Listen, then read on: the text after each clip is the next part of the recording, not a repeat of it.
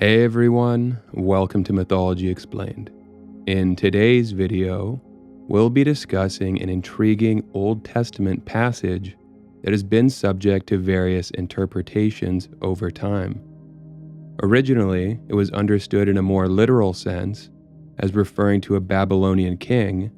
However, during the time of the early church fathers, this passage took on a metaphorical meaning, connecting it to Satan's fall from heaven after he rebelled against God. Let's get into it. Isaiah 14, verses 12 to 15, is a fascinating passage from the Old Testament, interpreted differently throughout history.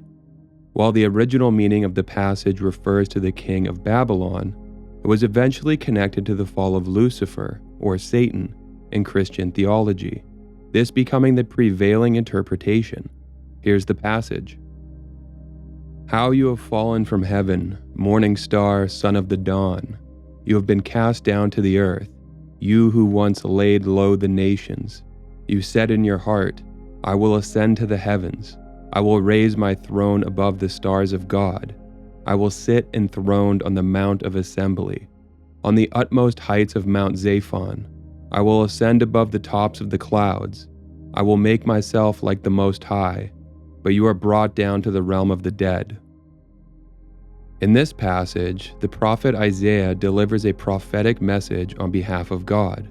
Addressing the king of Babylon, Isaiah uses metaphorical language to describe the ruler as the morning star, or son of the dawn. This king was known for his arrogance, pride, and unquenchable desire for power, and the passage serves to condemn his hubris.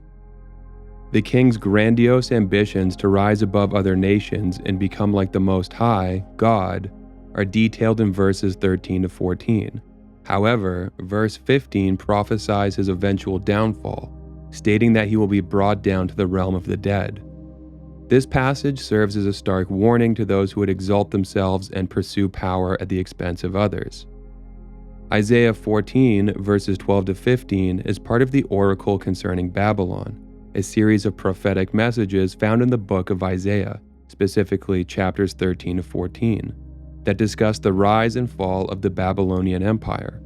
Although the Babylonians were not a significant power during Isaiah's time, the oracle predicts their future rise and their impact on the Israelites' story.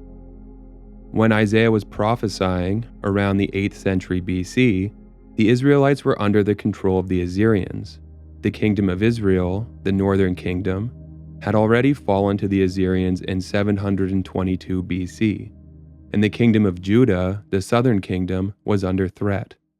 The Assyrians were the dominant power in the region, known for their military prowess and brutal treatment of conquered peoples.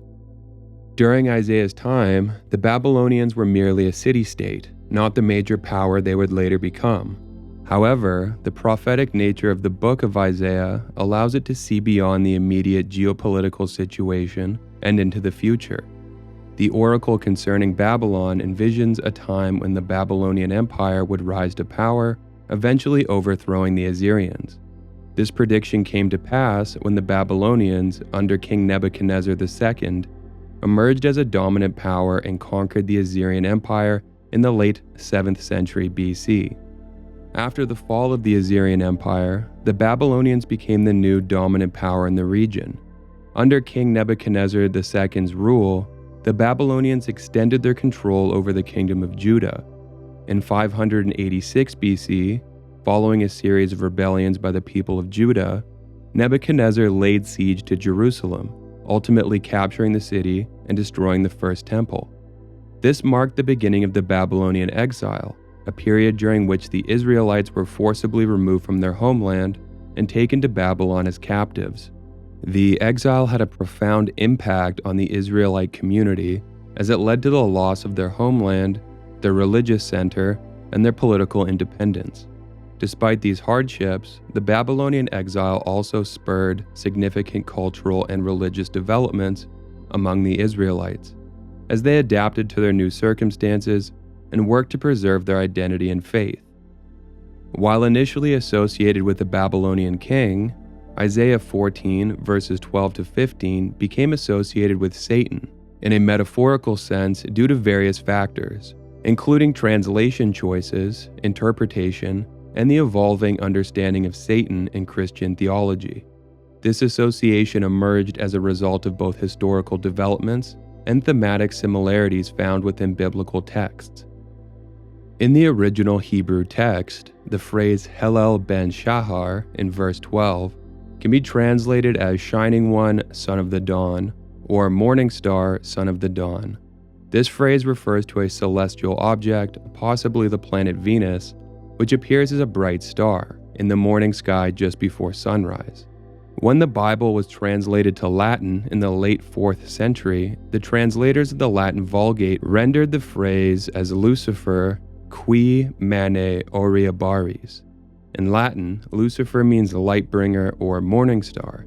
Over time, the term Lucifer became associated with Satan, especially in the context of his fall from heaven, which further reinforced the connection between the passage and Satan.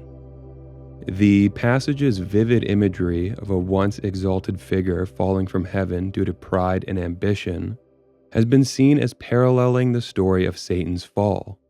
Early Christian theologians, such as Origen and St. Augustine, contributed to this interpretation by linking the passage to Satan's rebellion against God. These theologians saw the prideful statements made by the king of Babylon in Isaiah 14 as reminiscent of the pride and ambition that led to Satan's downfall. As a result, this passage became used allegorically to illustrate the dangers of pride and the consequences of rebellion against God. As Christian theology developed, the concept of Satan as a fallen angel who rebelled against God became more prominent. The story of Satan's fall can be found in texts such as Ezekiel 28, verses 12 to 19, and Revelation 12, verses 7 to 9. In Ezekiel, the prophet speaks against the king of Tyre, who is also symbolically represented as a once exalted figure who falls from grace due to his pride. Revelation 12 recounts a heavenly battle between the archangel Michael and his angels against the great dragon, identified as Satan, who are ultimately cast down to earth. These passages share themes with Isaiah 14, such as pride, rebellion, and a dramatic fall from a lofty position. This similarity in themes further encourage the association between the passage and Satan.